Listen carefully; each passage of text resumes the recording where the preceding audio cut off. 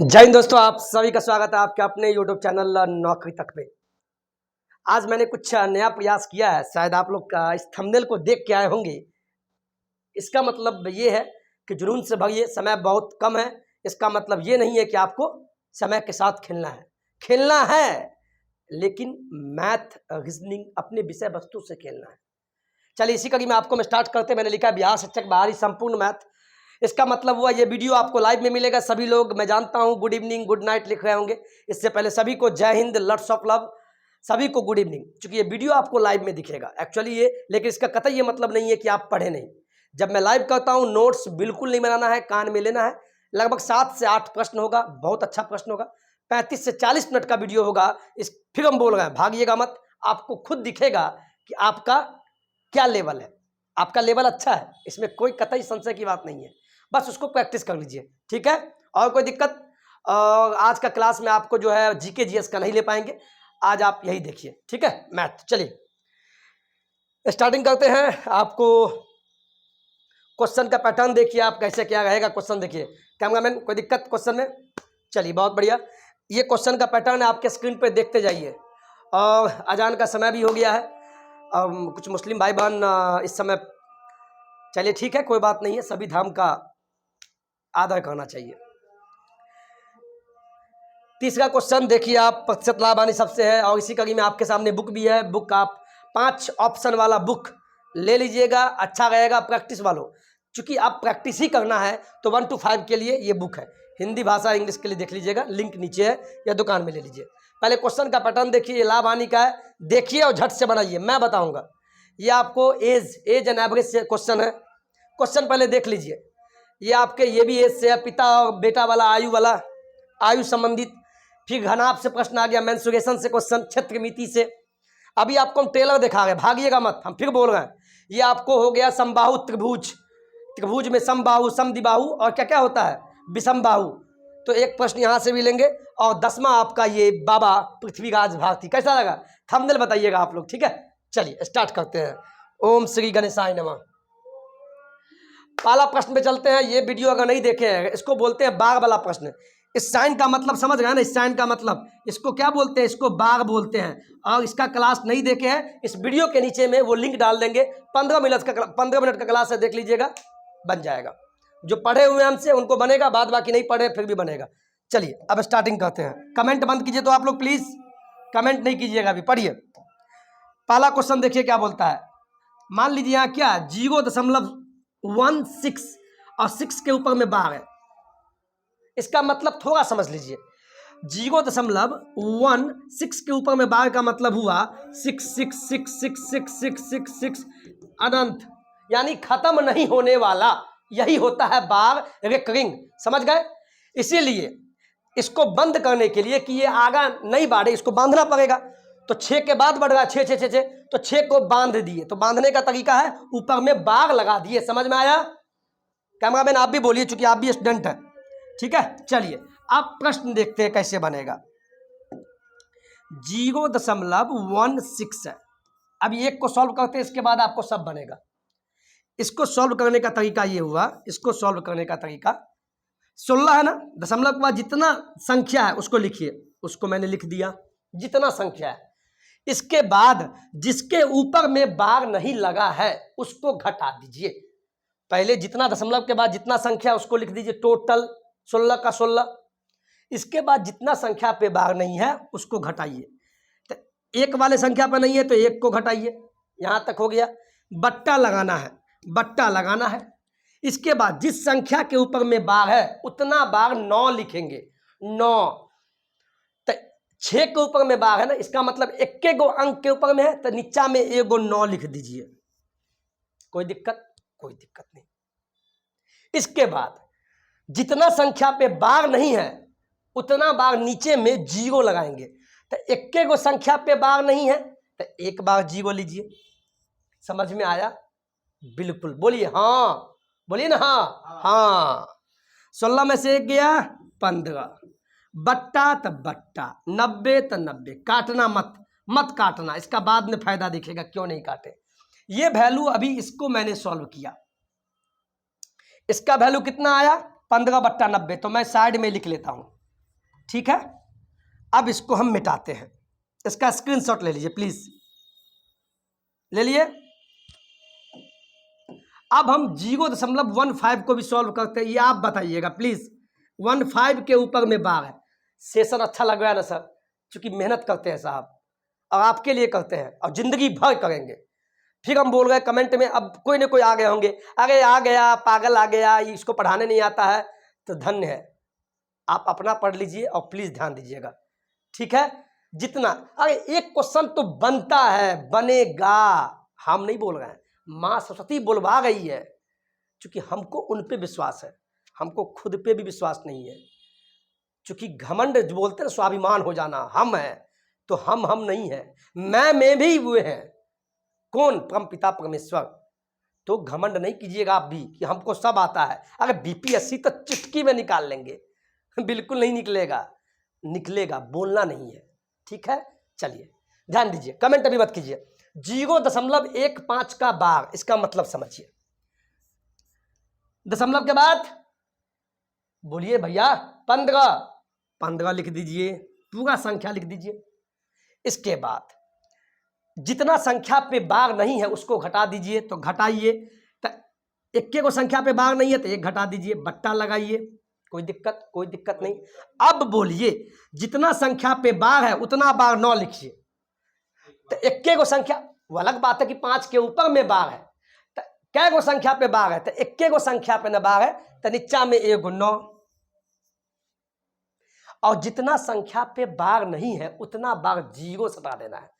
तो इक्के को संख्या पे बार नहीं है तो 1 0, कोई दिक्कत? 15 में से 1 गया, 14 क्यों नहीं काट रहे हैं, इसका फायदा अब दिखेगा।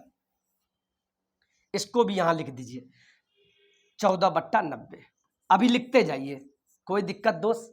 बस एक प्रश्न में आपको समय लगेगा, इसके बाद हम फास्ट चलेंगे। कभी कभी ये बताइएगा, हमको फास्ट चलने का मन होता है, लेकिन फास्ट चलेंगे हम ही बना लेंगे, आपको समझे में नहीं आवे। कुछ लोग बोल देते हैं अरे सर फास्ट चलिए, सर ये चलिए, तो हमसे नहीं होगा। जो लोग हमसे जुटे हुए हैं, हम अपने आप को सबसे निम्नतम शिक्षक मानते हैं, और क्लास में सबसे पीछे बैठे हुए बेंच पे उसको समझाने के लिए हम बैठे हुए हैं। तेज अभ्यर्थी तो तेजी है, इसीलिए वो उल्टा खानी खाते हैं, लेकिन एग्जाम वही निकालेगा जो मेहनती होगा, जो मीडियम वर्ग का होगा, जो अपने आप से घमंड नहीं, जो प्रैक्टिस पे बिलीव करता होगा, तो वो आप हैं, इसीलिए आप जुटे रहिए। चलिए हो गया। इसके बाद तीसरा टर्म ये है, इसका स्क्रीनशॉट ले लीजिए भैया, ले लिए। चलिए अब तीसरा टर्म 0.13, ये आप बोलिएगा प्लीज, 3, हाँ बोलिए। बराबर किए, 13 है तो पहले इसको लिख लीजिए। घटाना है, किसको घटाना है भैया? जिसके ऊपर बार नहीं है। किसके ऊपर बार नहीं है? 1 के ऊपर, तो 1 घटाइए, बट्टा तो अपने लगाना ही है। जितना संख्या के ऊपर बार है उतना बार 9 देना है, तो 1 को संख्या है ना वैसा, तो 9। जितना के ऊपर बार नहीं है उतना बार 0, तो 1 को संख्या तो ये 13 में से 1 गया, 12/90। हम जानते हैं कटेगा, लेकिन इसको काटना नहीं है, यहाँ लिख दिए 12/90, कोई दिक्कत? अब इस तीनों को हम यहाँ लिखते हैं, इसको जल्दी लिखिए, लिख लिए। अब मैं इसको लिख लेता हूँ, 15/90। जब इसको सॉल्व किए तो क्या है? 15/90। इसको सॉल्व करने के बाद साइन क्या है? प्लस है ना, तब प्लस लगाइए। इसको सॉल्व किए तो क्या है? 14/90, तो 14/90, बहुत बढ़िया। अब इसको सॉल्व करने के बाद, इसके बाद क्या है? माइनस, था माइनस। इसको सॉल्व करने के बाद यह आया था 12/90। एक चीज आपने देखा, ये भिन्न का जोग आ गया और सबके नीचे में 90 90 90 है, तो इसका सीधा सा बात है भैया, एलसीएम क्या हो गया? सीधा 90, कोई टेंशन नहीं, इसीलिए हम नहीं काटे हैं। यही सब प्रैक्टिस पकड़ना, 1-2 बार इस क्वेश्चन को 1-2 बार वीडियो देखिएगा, समझ में आएगा। अब देखिए, जब सभी के ऊपर, नीचे में क्या है? 90 90 90 90 लिख दीजिए। ऊपर में जो जब ऐसा कंडीशन आवे, जब जो डिनोमिनेटर है हर समान हो, 2 2 2 2 2 3 3 3 3 3 3, जैसे 90 90 90 90, तो 90 लिख दिए। और ऊपर वाले को भी जो को त्यों लिख दीजिए, वैसे ही लिख दीजिए। तब 15 प्लस, तब प्लस 14, तो 14 माइनस, तब माइनस 12, कोई दिक्कत?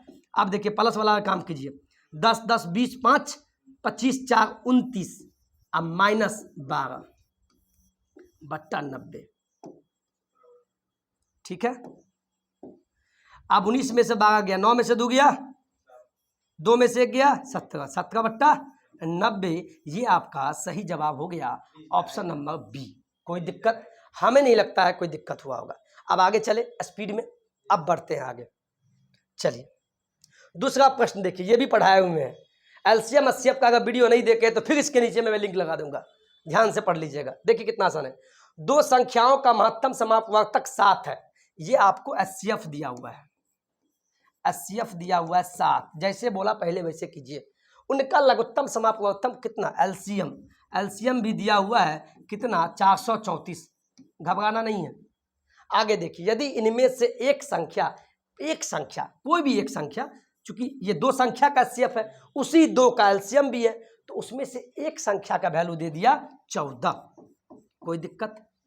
और तो दूसरी संख्या क्या होगा, तो दूसरी को रोमन में ऐसे लिखे, आपसे ये पूछा है, यानी 4 चीज दिया है और 4 में से 3 पता है। देखिए ना, 1 2 3, ये 3 चीज आपको पता लग गया और चौथा पूछा है। 4 में से 3 पता हो तो चौथा नहीं निकलेगा, बिल्कुल निकलेगा। बस इसका फार्मूला क्या होता है मेरे दोस्त, इसको आप देख लीजिए। इसका फार्मूला होता है एलसीएम गुने एचसीएफ, इसको याद कर लीजिए। फर्स्ट रोमन में फर्स्ट संख्या गुने दूसरी संख्या, ये फार्मूला है, इसको प्लीज आप नोट कीजिए।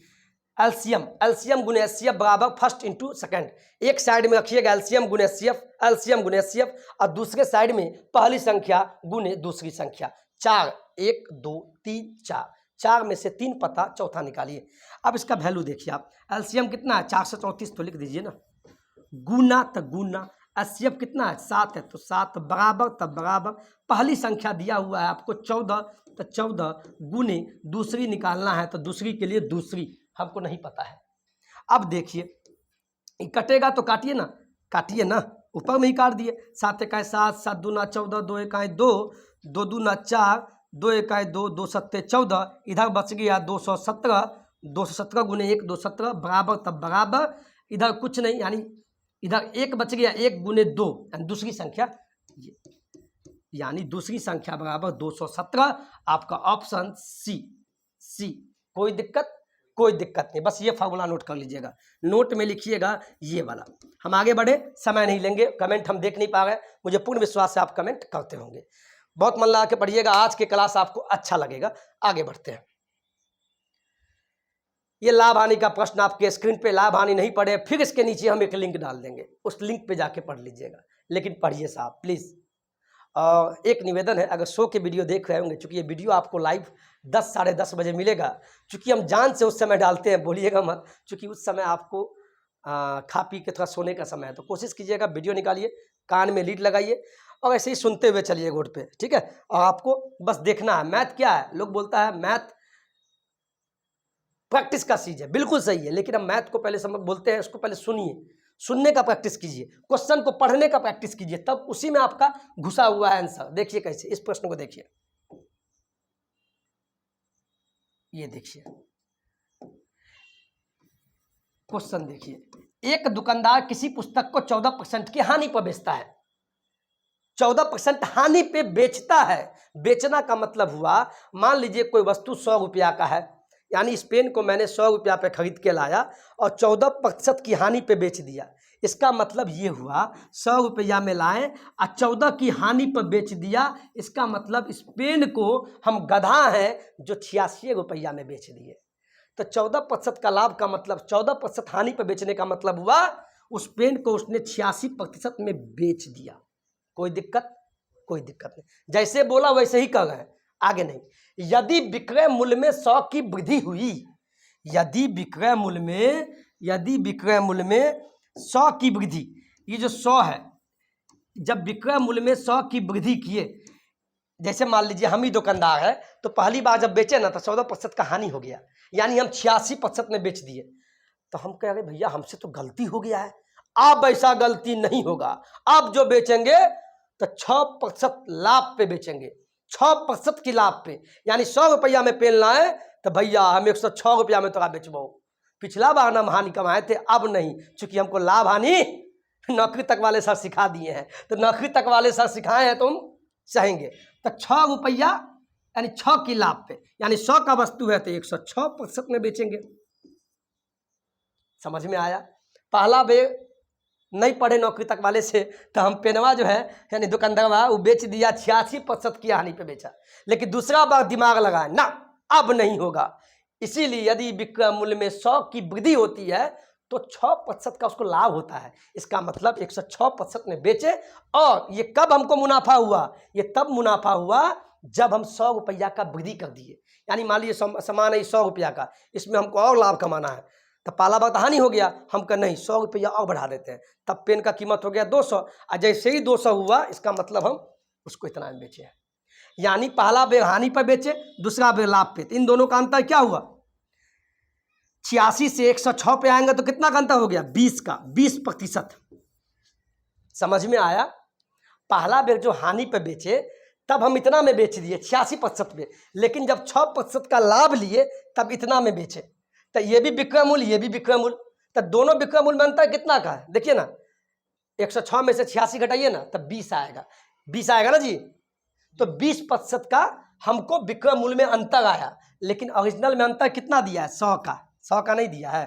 बोलिएगा सर ये कैसे? तो देखिए ना, ये लाभ कब हुआ, लाभ कब कमाया आप? यदि विक्रय मूल्य में 100 की वृद्धि होती है तो उसे 6% का लाभ होता है। यानी 6 का लाभ कब हुआ? यानी 106 पे जो बेचे हैं, इसका मतलब है कि 100 रुपया बढ़ाए थे विक्रय मूल्य में। तो इधर एक साइड विक्रय मूल्य का अंतर प्रतिशत में इतना, अब ओरिजिनल में अंतर इतना। अब देखिए, यहां देखिए आप, एक साइड में 20 हुआ, तब समझ में आया कैमरामैन? कोई दिक्कत? समझ में आ रहा ना सर? प्लीज 20% की ये हुआ अंतर, ये प्रतिशत अंतर हुआ विक्रय मूल्य का। ओरिजिनल में 100 दिया हुआ है, तो ये दोनों बराबर हो जाएगा। प्रतिशत में विक्रय मूल्य में अंतर इतना, हानि और लाभ जो थे, और ओरिजिनल में इतना। इसीलिए 1% का वैल्यू कितना होगा? बोलिए ना। हाँ वो भी ठीक है, तो काटना नहीं है। 100/100 मेरे सामने एक विद्यार्थी है हमारे बगल के ही, वो भी पढ़ता है, वो भी बीपीएससी लगा हुआ है। बोला सर आपका हम वीडियो बनाएंगे, हम भी कुछ पढ़ लेंगे। तो उसको बोलेगा हो, इसी बहाने हमको एक कैमरामैन मिल जाएगा। ठीक है, अच्छा लड़का है। तो 20 में इतना, 1 में इतना। तो आपसे पूछा पुस्तक का क्रय मूल्य क्या होगा, सीपी क्या होगा, कॉस्ट प्राइस क्या होगा। और अपने आप में कोई भी चीज 100% होता है। 100% का मतलब क्या? फुल्ली। तो क्रय मूल्य का अपने आप में क्रय मूल्य क्या? 100%। तो 100%, तो 100% का वैल्यू क्या हो गया? 100/20 गुने 100। 1 0 से 1, 2 पंचे 2 पंचे 2 पंचे 10। तो इधर वैल्यू क्या आ गया? गलत बोलता है। 5 गुने 100, यानी इसका जो क्रय मूल्य हो गया 500 रुपया। ऑप्शन किसमें? 100। कोई दिक्कत? कोई दिक्कत नहीं, यही फोटो लगाया है ना, कोई दिक्कत नहीं होगा। कोई दिक्कत? कभी कभी मिस्टेक हो जाए तो माफ कर दीजिएगा, चूंकि इंसान से ही गलती होता है, तो इसके लिए आप कुछ बोलिएगा नहीं। ठीक है, आ गया 500। चले अगले प्रश्न पे, तब तक हम पानी पीते हैं। इसका स्क्रीनशॉट लीजिए आप। क्या कीजिएगा साहब, आप भी सामने में होते तो आप भी पानी पीते, लेकिन आप पहले सोए हुए हैं तो उठ जाइए, उठ के बैठ के पढ़िए प्लीज। आप सोए हुए हैं तो सो के देख रहे हैं तो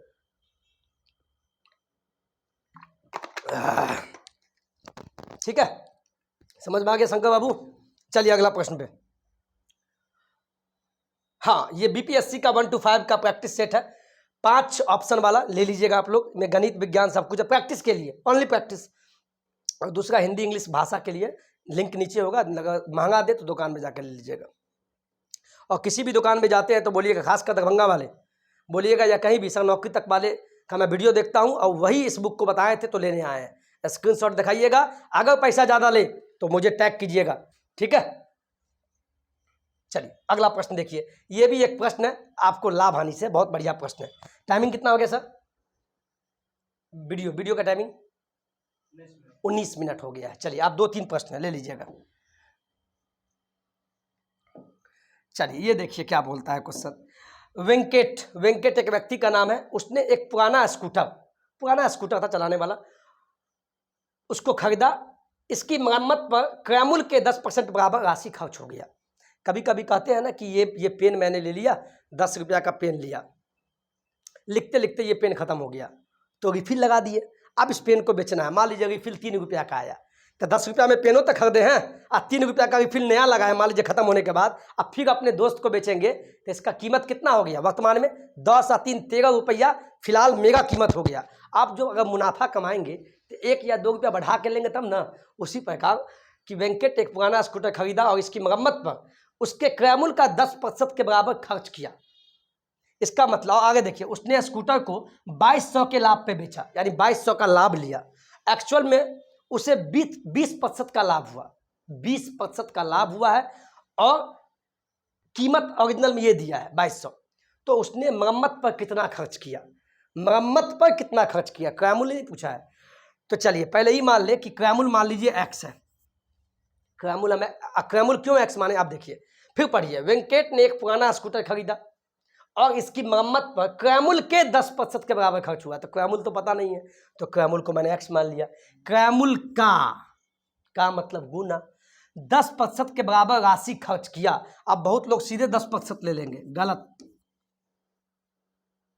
इसका मतलब हुआ क्रय मूल्य का 10% बराबर राशि खर्च किया, इसका मतलब हुआ 100 में 10 जोड़ के, इसका मतलब हुआ 110% उसका ये हो गया क्रय मूल्य हो गया।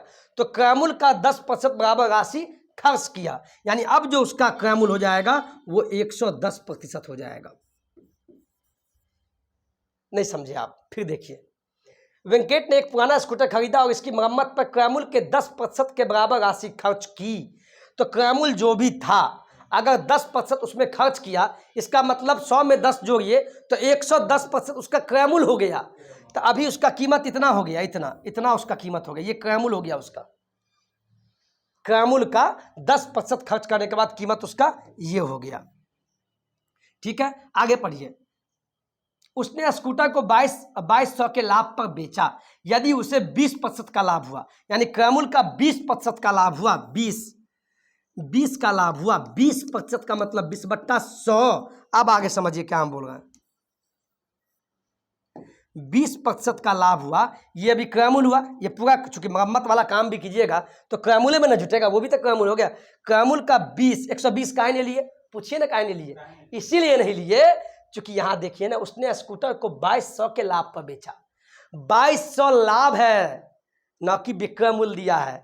तो जब लाभ है तो लाभ है सीधे, हाँ जब विक्रम अगर मान लीजिए 100 रुपया है, अब 20% के लाभ पर बेचा, तब तो ये 20 का लाभ, तब तो 120% हो गया, 120% ये विक्रय मूल्य हो गया। लेकिन सीधे 20% उसका लाभ हो गया तो ये तो विक्रय मूल्य हो गया ना। हम विक्रय मूल्य नहीं बोल रहे हैं, हम बोल रहे हैं 2200 सीधा लाभ है। अब परसेंटेज में लाभ कितना दिया हुआ है, 20%। तो क्रय मूल्य का 20% लाभ हुआ और लाभ कितना दिया हुआ है, ओरिजिनल वैल्यू 2200। समझ में आया?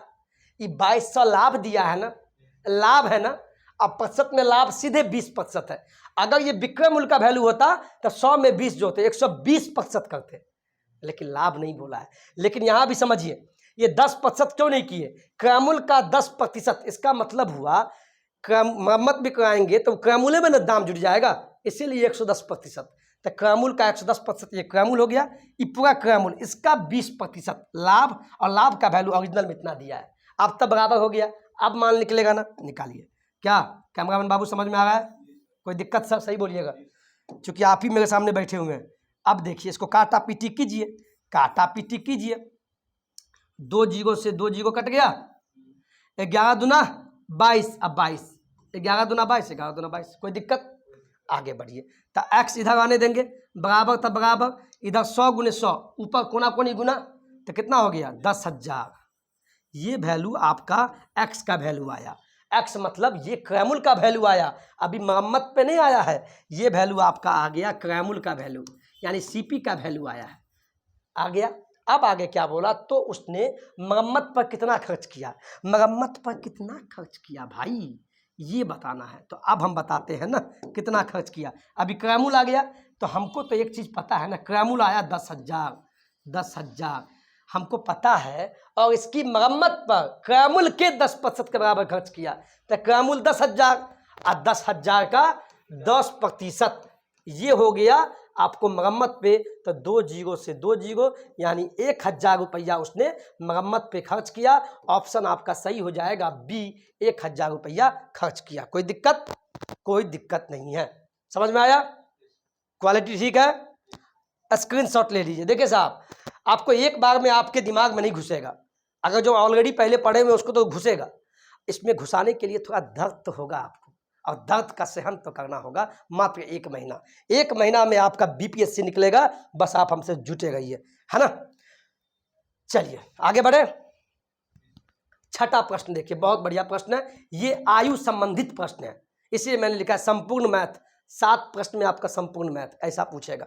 देखिए क्या बोला क्वेश्चन में, राम की आयु और सोम की आयु। तो पहले राम ऐसे लिख दीजिए, आग से राम, इधर सोम बाबा लिख दीजिए। ये ट्रिक होता है, जैसे बोले वैसे बनाना है। एक बार पहले पढ़ लीजिए। राम की आयु 55 वर्ष है और सोम की आयु 25 वर्ष। यानी अभी हम राम हुए, 55 साल के हम बुढ़ा हो गए। अब मेरे बगल में मेरा छोटा भाई सोम हो गया, उसका वर्तमान में 25 साल। इतना जान गए ना। लेकिन फंसाया कहाँ है वो देखिए, कितने वर्ष पहले राम की आयु, राम की आयु सोम की आयु की तिगुनी यानी गुना 3, 3 गुना था। कितना वर्ष पहले? तो हमको पता नहीं ना कितना वर्ष पहले, तो उसके लिए हम x मान लिए। मान लीजिए x वर्ष पहले हुआ होगा, यही तो मान निकालना है। कितना वर्ष पहले? तो x वर्ष पहले। अब बनेगा, देखिए कैसे। राम की आयु 55 वर्ष है तो 55 लिख दीजिए, बहुत बढ़िया। सोम की आयु 25 है तो 25 लिख दीजिए। इतना काम हो गया। देखिए कैसे बनेगा, आपको हंसी भी आएगा। कितना लोग बोलेंगे सर अपने पढ़ रहे हैं। हम अपने नहीं पढ़ेंगे तो आपको पढ़ाएंगे, हम कौन पढ़ाने वाले होते हैं। दिक्कत वो नहीं है, क्योंकि आजकल आप लोग चूँकि सभी की उम्र 25 साल से ऊपर है, चूँकि बिहार शिक्षक बहाली में है तो सभी को खुश कर पाना मुश्किल है। लेकिन एक शिक्षक बनने के लिए जब आप शिक्षक बनते हैं, और शिक्षक का पहला काम होता है खुद पे मेहनत करें, खुद पढ़े, अपने आप को तेज नहीं समझे। इसीलिए मैं खुदे पढ़ रहा हूँ, आप क्यों पढ़िएगा। तो खुद पढ़ना है फिर पढ़ाना है, ठीक है। ये गुण लाना होगा, शर्माना नहीं है। और गलती इंसान से ही होती है, ठीक है। जब आप स्कूल में जब शिक्षक बनिएगा तो राम की आयु 55, सोम की आयु इतना। कितने वर्ष पहले राम की आयु सोम की आयु की तिगुनी थी? तो वर्ष हमको पता नहीं है, मान लिया x वर्ष पहले, ठीक है, छोड़ दीजिए। तब मान लीजिए कितने वर्ष पहले राम की जो आयु है सोम की आयु की तिगुनी, यानी राम की आयु। तो मान लीजिए x वर्ष पहले, दोनों के पीछे अगर मान लीजिए, अभी मान लीजिए हम यहाँ हैं, अगर 3 वर्ष पहले पूछेंगे पृथ्वीराज का उम्र क्या है, अगर 3 वर्ष पहले मेरा उम्र पूछिएगा तो आपका भी पूछेंगे कि 3 वर्ष पहले कितना, तब ना बराबर होगा। हम 3 वर्ष पहले उम्र बताएंगे, आप 2 वर्ष पहले, ये कहाँ से नियम है। अगर हम 3 कदम पीछे हटेंगे तो आपको भी 3 कदम पीछे हटना होगा। इसीलिए दोनों में से x घटाएं, क्योंकि जब पूछा है कितने वर्ष पहले 3 गुना था राम का आयु, तो अगर मान लीजिए 10 वर्ष पहले, तो दोनों में 10 वर्ष पीछे नहीं जाएंगे, इसीलिए x घटा दिए। अब आगे बढ़िए, क्या बोलता है। अब देखिए क्वेश्चन जैसे बोलेगा भाई कितने वर्ष पहले, तो x वर्ष पहले, दोनों में 3 गुना क्या था। अब आगे पढ़िए। राम की जो आयु है, तो राम की आयु है, राम की आयु सोम की आयु की, सोम की आयु की तिगुनी थी। समझ में आया। कितने वर्ष पहले हमको पता नहीं है, तो x वर्ष पहले राम का जो आयु है, तो राम का आयु कितना हो गया, x वर्ष पहले इतना, x वर्ष पहले। और सोम की आयु x वर्ष पहले कितना है, इतना। तब क्या बोला है, राम की आयु सोम की आयु की, सोम की आयु की तिगुनी थी। तो सोमे में 3 गुना कर देना है, और तब इसके बराबर ये होगा। समझ में आ गया। अब बनाइए। 55 माइनस x बराबर 25 को इससे गुना कीजिए, 25 दिया, बोलिए ना, 75 माइनस, तब माइनस x गुने 3x। कोई दिक्कत? चलिए x इधर माइनस x है, x को इधर ले आइए तो प्लस 3x, उधर 75 तब 75 55 कितना हो गया, बोलिए सर। इधर 3 में से 1 गया, चूंकि एक प्लस एक माइनस है तो 3 में से 1 गया 2x, इधर 5 में से 5 गया 0, 7 में से 5 गया 2। अब देखिए 2 से 2 दाई, यानी आपका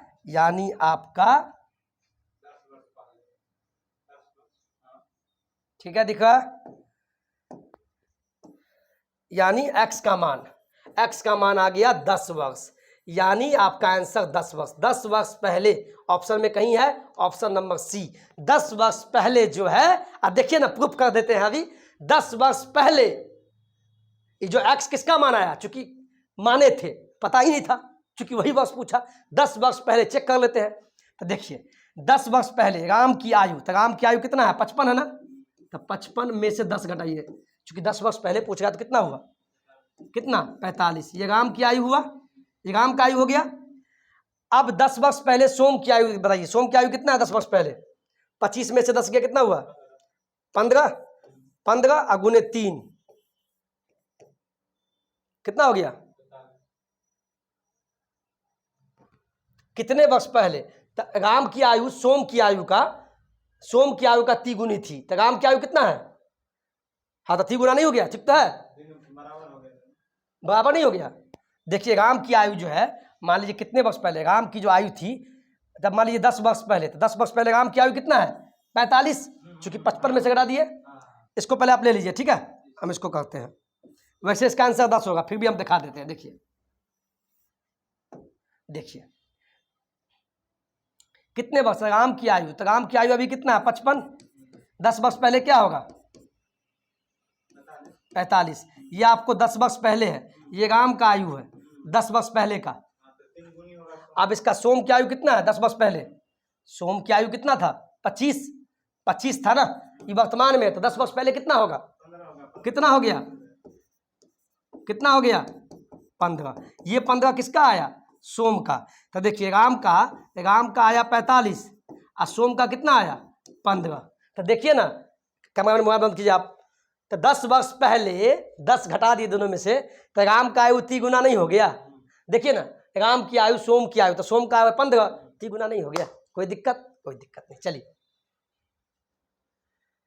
ये भी प्रश्न ले लीजिए, आयु से संबंधित है, कर देते हैं। चलिए इसको बनाइए फटाफट, खाने भी जाना है, क्या कहें, भूख लगी है, पानी में पी लूँ। देखते हैं, पसीना से भीग जाता है साहब। कितना समय हो गया साहब, बस 1 घंटा 20 मिनट में क्लास खत्म। चलिए क्वेश्चन पहले आप लिखिए, पहले ऐसे नहीं दिखेगा। क्वेश्चन दिखा,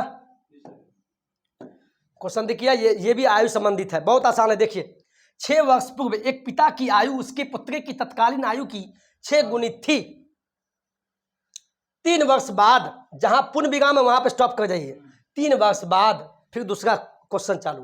पिता की आयु उसकी पुत्र की आयु कितनी की वर्तमान आयु। इतना तो पागल हो जाइएगा, जितना बोले ना। जहां पहला लाइन गया, जहां पूर्ण विराम वहीं तक बढ़ाइए। अब देखिए 6 वर्ष कीजिए, 6 वर्ष, देखिए हम कैसे बनाते हैं, आपको फटाफट बनेगा। जो बोला वही करेंगे। 6 वर्ष पूर्व बोला, पिता की आयु उसकी पुत्री की, तो पिता और पुत्री की है, तो पिता के लिए F फादर, पुत्री के लिए D मान लीजिए डॉटर। अब देखिए कैसे, जैसे कहोगे वैसे करना है। 6 वर्ष पूर्व, 6 वर्ष पूर्व का मतलब समझे, ये हुआ वर्तमान आयु, अभी आज का आयु। 6 वर्ष पहले बोला, अभी का आयु हुआ 6 वर्ष पहले, कैसे घूम जाइए 6 वर्ष, 1 2, 6 वर्ष पहले, इसका मतलब यही होता है। एक पिता की आयु, पिता का जो आयु है, फादर का जो आयु है, उसकी पुत्री की तत्कालीन आयु की 6 गुनी थी। वैसे भी बाप का आयु तो बेटा या बेटी से ज़्यादा ही होगा। तब बेटी का 1 था मान लीजिए, तब बाप का उस समय 6 था। ठीक है, अब आगे बढ़िए, यहाँ तक का काम तमाम, यहाँ तक काम तमाम। जितना बोला उतना हम कर दिए, पूर्ण विराम तक। अब फिर अगला स्टेप चलते हैं। 3 वर्ष बाद, तो 3 वर्ष बाद का पूछा है, तो आप 3 वर्ष बाद पे चलेंगे। अब ये स्टार्टिंग में आपको, अभी नोट्स मत बनाइए प्लीज, देखिए पहले 3 वर्ष बाद का मतलब बुझे। अभी वर्तमान आयु इतना है, मान लीजिए 25 साल के हम पूछेंगे पृथ्वी सर का 3 वर्ष बाद का मतलब क्या। तो वर्तमान के बाद 3 वर्ष, 1 2 3, ये हुआ 3 वर्ष बाद। तो 3 वर्ष बाद का बता रहा, 3 वर्ष बाद वही बाप, पिता की जो आयु है, उसकी पुत्री की आयु 3 गुनी थी। जब उसके बेटी की आयु 1 था 3 वर्ष बाद, तो बाप का 3 था। यहां तक जैसे वैसे मैंने लिख दिया। आगे देखिए क्या बोला। तो आपसे पूछा, ये जो बेटी है, बेटी लक्ष्मी जो है, पुत्री, इस पुत्री की जो वर्तमान आयु बता दीजिए हमको, प्रेजेंट एज बताइए। अब पहले और बाद नहीं पूछा है, अब वर्तमान पूछा, वर्तमान राइट नाउ प्रेजेंट, आज, अभी, इस समय। इसको देखिए, जब भी ऐसा प्रश्न हो 6 वर्ष पहले, 3 वर्ष बाद, या मतलब अंतर दिखे, पहले बाद ऐसे करके पूछे। देखिए ना, 2 समय का अंतर है। एक ये हुआ पहला लाइन, ये हुआ दूसरा लाइन। अभी इधर देखते हैं, जब आपको वर्षों में अंतर दिखे, 6 वर्ष बाद, 3 वर्ष बाद, 3 वर्ष पहले, 4 वर्ष पहले, यानी समय में अंतर दिखे, एक पहले बोला 6 वर्ष पूर्व, एक बाद बोले, जब ऐसा कंडीशन आवे तो इधर आप अंतर निकालिए। पहले इस साइड आप अंतर, तो 6 में से 3 मत कर दीजिएगा। क्यों नहीं कीजिएगा, अब बताते हैं। तो इस दोनों का अंतर पता है कितना हो गया? कितना, बोलिए ना, कितना हो गया? 6 3 9 वर्ष का हो गया। 6 3 9। इसका मतलब समझिए, इधर अंतर निकालना है। अंतर का मतलब हुआ जोड़ दीजिए। कैसे? देखिए, अभी वर्तमान ये है, 6 वर्ष पहले बोला है ना, 6 वर्ष पहले, तो 6 वर्ष पीछे जाएंगे, 1 2 3 4 5 6। इसके बाद ये वर्तमान हुआ, फिर बोला 3 वर्ष बाद, तो 1 2 3 आगे, तो 6 वर्ष पीछे, वर्तमान से 6 पीछे, अब वर्तमान से 3 आगे, तो वर्तमान से 3 आगे तक जाइएगा तो टोटल कितना, 9 ना हो गया। तो दोनों के बीच का अंतर 9 हो गया। और इस साइड क्या करना है, ये दोनों अनुपातिक अंतर है, इसको अनुपात में लेना, ठीक है। आगे देखिए, इस साइड क्या करना, ये जो पहला वाला है, पहला वाला 6 वर्ष, इस दोनों में अंतर देखिए, कितना का अंतर है, ये बताइए, अंतर कितना का है? तो 6 में से 1 5 का अंतर, और 3 1 में अंतर कितना है? 2 का अंतर। इतना पहला काम करना है। इधर आपको अंतर निकालना है। जब भी समय में अंतर हो, पूर्व बाद में हो, तो अंतर जोड़ के, दोनों को जोड़ के कर दीजिए। अब इस साइड क्या करेंगे, आपको ऊपर वाले में पहले अंतर कितना है, अनुपातिक अंतर निकाल लेंगे घटा के, फिर नीचे वाले का अनुपातिक निकाल लेंगे। अब क्या करना है, अब इसको बैलेंस करना है, तराजू को बराबर करना है, सेम, इधर उधर नहीं, बराबर। तो बराबर करने के लिए क्या कीजिएगा, तो 6 1 का अनुपातिक अंतर 5 है ना, तो ऊपर वाले का जो अंतर आया अनुपातिक, उसको नीचे वाले में गुना कीजिए, नीचे वाले में। तो 5, इन दोनों का अंतर 5 है ना, तो ऊपर वाले का जो अंतर है उससे नीचे वाले के इसमें गुना कर दीजिए। तो गुना कीजिए ना सब में, 3 5 तो यहाँ ये 15, 5 1 ये 5। अब ये वैल्यू, इस वैल्यू को भूल जाइए। इसी प्रकार जब नीचे वाले का अनुपातिक अंतर कितना आया, 3 1 का, घटाइए 2, इस 2 को ऊपर वाले में, यानी ऊपर से नीचे, नीचे से ऊपर, तो 2 से ऊपर में गुना कीजिए।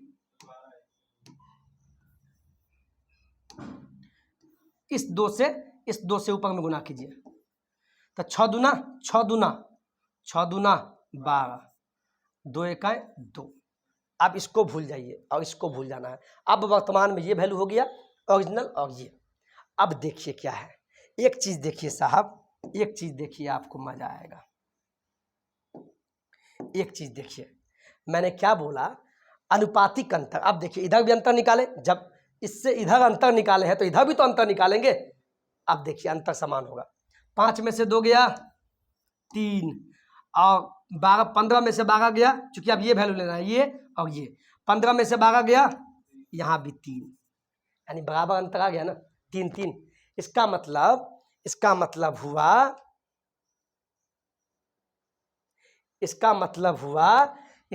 देखिए, इधर अनुपातिक में अंतर, यानी ये डॉक्टर का है, देखिए ये आपका डॉक्टर है, अनुपातिक अंतर देखिए, इधर 3 का अंतर हो गया, यानी पिता, और इधर आपका अनुपातिक अंतर कितना हो गया, 3 का। अनुपातिक अंतर कितना हो गया,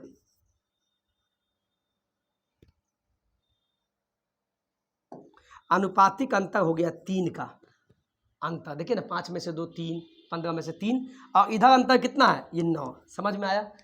इधर अनुपातिक अंतर, इधर ओरिजिनल अंतर। तो उसी प्रकार काटिए, 3 1 3, 3 3 9, यानी अनुपात 1 का वैल्यू कितना आ गया, 3। ठीक है। अब आपसे पूछा है बेटी की आयु, पुत्री की वर्तमान आयु, अभी भी नहीं निकला है। तो एक का वैल्यू 3 है, तो यहाँ बेटी वाला कौन है, बेटी वाला ये है ना, डॉक्टर के नीचे डॉक्टर का वैल्यू क्या है, एक 2 है, एक डॉक्टर का वैल्यू 5 है, किसी में आप कर सकते हैं।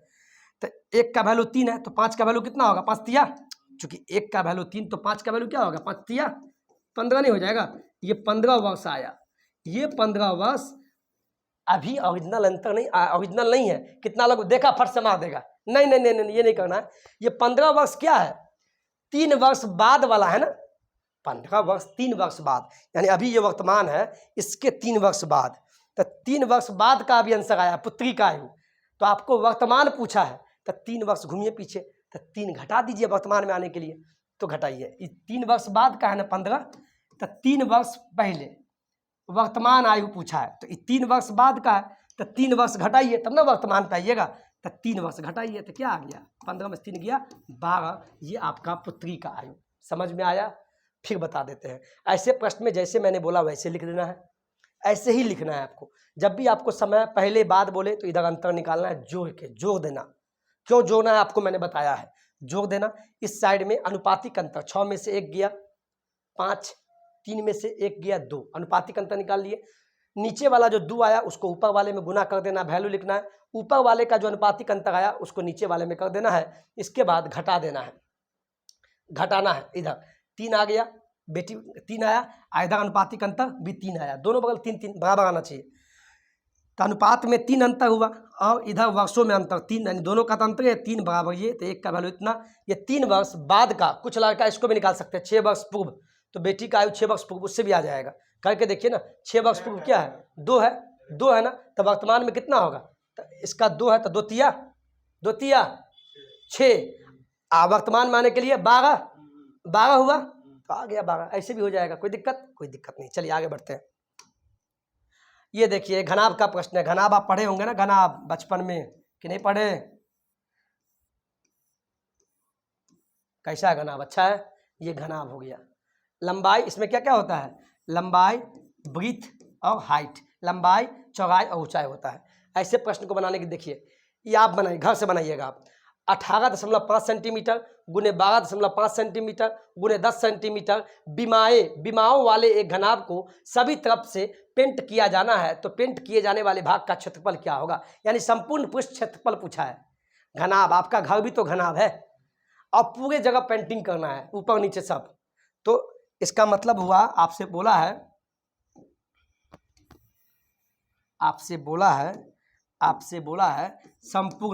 संपूर्ण पृष्ठीय क्षेत्रफल का, संपूर्ण पृष्ठीय क्षेत्रफल, ये लिख लीजिए, आप बनाइएगा कोई दिक्कत नहीं है। संपूर्ण पृष्ठीय क्षेत्रफल, इसको पेंटिंग करना है, तो इसका फार्मूला होता है, बोलिए, 2 × LB/BH/HL। बहुत बढ़िया, ये हो गया। इसमें फार्मूला दे दीजिए, 2L के जगह पे क्या है इतना, गुने B के जगह पे इतना, फिर प्लस B के जगह पे इतना, गुने H के जगह पे इतना।